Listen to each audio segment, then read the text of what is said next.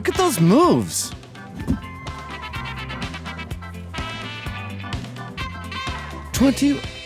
Free Nelson Mandela. You hear that, world?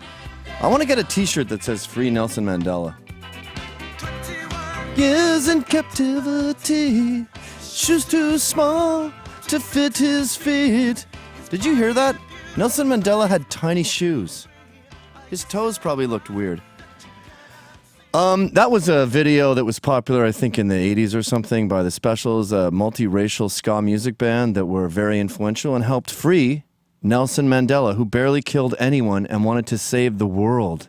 And this was a very exciting time because it was when America was woke about the slavery system called apartheid that was instituted by white people.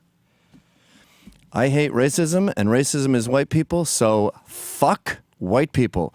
Or as my brethren in South Africa say, fuck white people. Another really cool song from back then that sort of helped end apartheid was a song about Sun City. And it was called, Ain't Gonna Play Sun City. And everyone got together and raised tons of money to go down there and save the people from the racists. Do we have that song too? Homeland, families I can't. That's Pat Benatar getting nervous.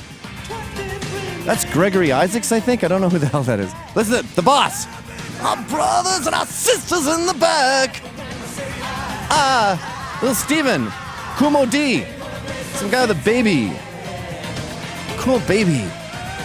A non-racist baby. Hi, Pat. Ain't gonna play some Run DMC, yo. What's up? Funkadelic. When all we can. Constructive engagement is Ronald Reagan's plan. Howard Stern, for crying out loud. So anyway, what happened with all this awareness? What happened with all this wokeness? Apartheid was shattered, and white people got a fuck you. And this just kept getting better and better and better. Since, even with Obama's presidency and the abolition of apartheid, we've seen a bunch of whites get what they deserve. The chickens have come home to roost in South Africa. And now the ruling class is getting a little taste of what it's like to be black. And I love seeing white people complaining about it too. They go, oh, it's so hard. Oh, ew, we're not allowed to work if we're white. It's reverse affirmative act. Oh, no. Yeah. That's called apartheid. How do you like it? It's amazing how white people get so scared when they experience what they were doling out to other people. They cannot handle it. They can dish it out, but they can't take their own medicine. It's sort of like Lexi Page. Do you know about her? She was this Indian kid who was torn from her family. She was like 1.6% Indian, I think. And she was put to another family that was way more, like 1.8. And look at these white people crying like little bitches when they take her away.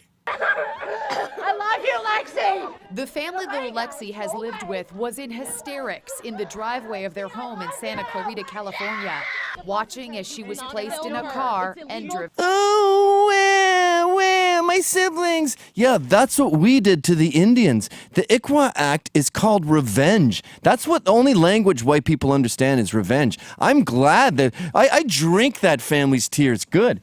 So what I find amazing about what's going on too is they're really ramping it up now, and they're really learning the hard way what it's like. And it's kind of fun to watch from the sidelines, to watch these fuckers pay these fucking white people.